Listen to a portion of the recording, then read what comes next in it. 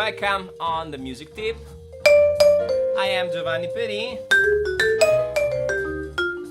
and today we're talking about how to play over autumn leaves, but I will show you some techniques for getting started with the solo. Before we get started with the lesson, I would like to remind you that if you like to support the channel, you may want to buy some of my music, my books, or even book a private lesson with me. You can find all the link in the description box below. Today we're going to explore some of the techniques that you may want to use for playing solos over autumn leaves, and of course you can expand the concept throughout any chord progression that you are working with. The first idea would be to play a chord tone solo. So the basic of it is to play 1, 3, 5, 7 of each chord. We will go through the A section, and it's your job to go through the whole chorus. Here is the result.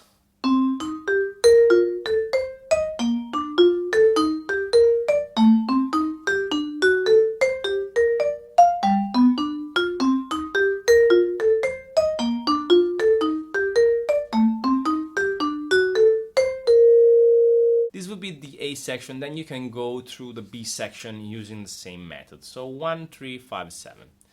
Of course, this is just an exercise and you want to create some music out of it.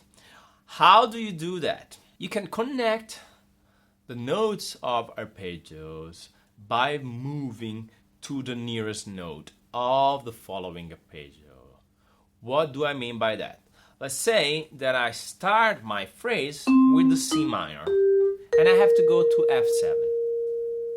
I can either go to the A, that is the third of F, or to the fifth, that is C. Why? Because this is the nearest note. In this way, when I move to the nearest note, I create lines that sounds coherent between each other. And that's also the basic of bebop playing, by the way. You can mix the note of the arpeggios in different ways. I mean, you could start from top down, for example, and I am on F. Or you can skip one note. So I do 7, 5, 1, 3, and 1 of F7. In this way, I can create endless possibilities that I can explore while soloing. Let me play an example of this technique through the whole chorus of Autumn Leaves. I will just play, or I will try at least to play 1, 3, 5, and 7 of the arpeggios. Here's the result.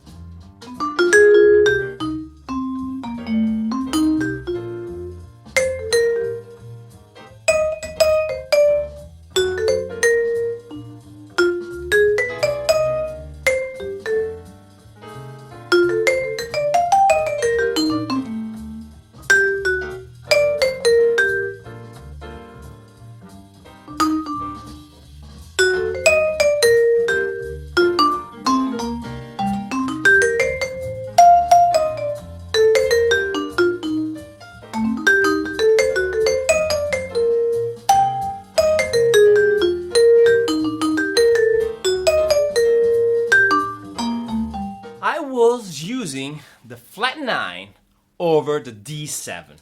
So instead of playing 1, 3, 5, 7, I could play flat 9, 3, 5, 7 on D7. Why? Because the flat 9 calls for the G minor. In fact, the flat 9 is the flat 6 of a G minor scale.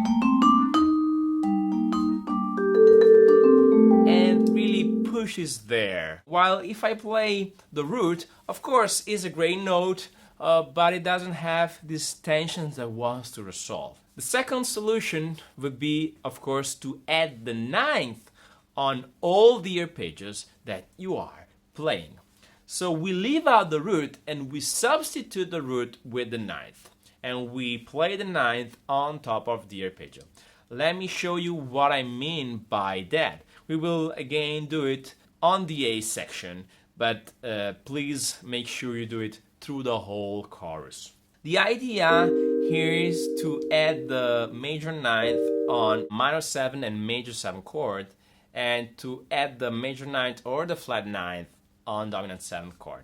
So we leave out the root from our C minor and we play instead the ninth on top. So we play 3, 5, 7, 9. And then again for F7 we play 3, 5, 7 major 9.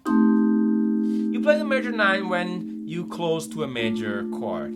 You play, as we said before, the flat 9 when you are closing to a minor chord.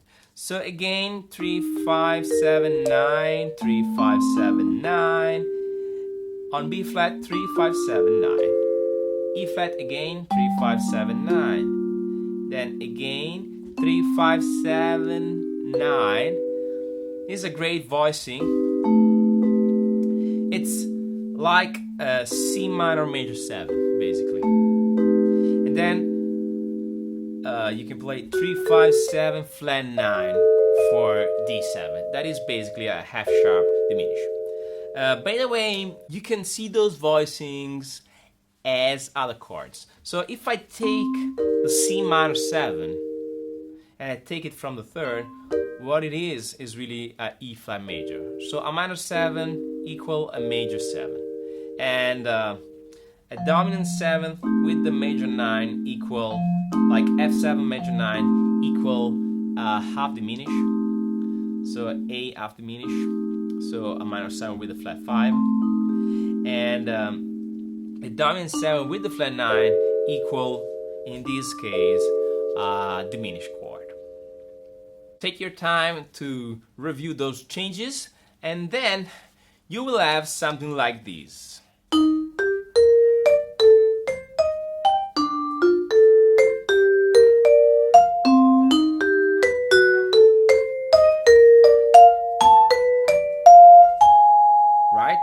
Also on G, I can play, on G7, I can play the diminished chord with the flat 9. We already saw some of those voicings when we went through the changes of autumn leaves, so make sure to check the previous lesson that I did about autumn leaves. And then, of course, we want to solo on top of those changes as we did before, so we can mix together the notes and remember to move to the nearest note of the following chord. So again, if I'm starting with this arpeggio of C minor, I can either go to the 5th or to the 7th of F. So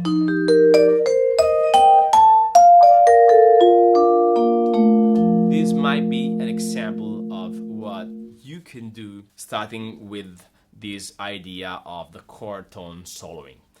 Again, make sure to go through the whole form, and here's the result when playing with the backing track.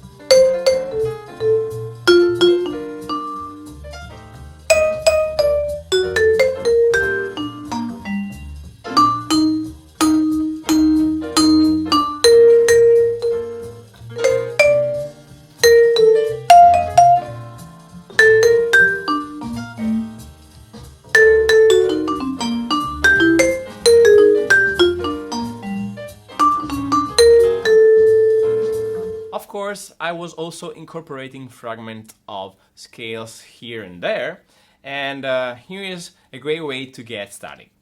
The tune is in G minor, so you may want to check out the G minor scale and master it, and then you can incorporate the G minor scale with the arpeggios using some passing notes taken from the scale in order to cover the spaces in between the notes of the chords. So if I'm playing G minor 7, for example, I can play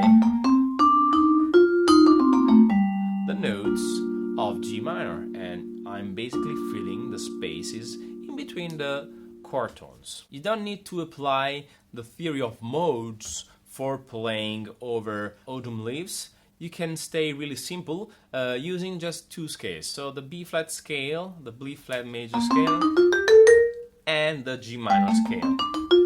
Of course, those scales are practically the same scale because G minor is the relative minor of B flat. There are a couple of spots in the song where you want to trim a bit the scale because you need to remember that there are certain chords that needs certain notes.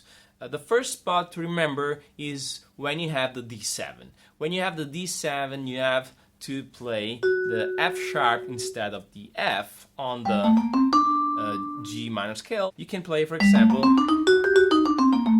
G harmonic minor scale. The other spot that you want to trim is on the B section when it does G minor to C7, F minor to B flat 7. In this particular spot, you will have to play kind of F major, so G minor, Dorian, and then you will have to play F minor Dorian. That's the only spot where you have to be aware of what you're playing. By the way, I usually play a chord tone solo over this spot, so I may want to play something like this. And I'm just touching notes taken from the arpeggio, and I don't have to take care much about the scales. So here is the final result where I incorporate chord tone solo based on regular 1-3-5-7 chord or extended chord with the ninth plus the scales. Here we go.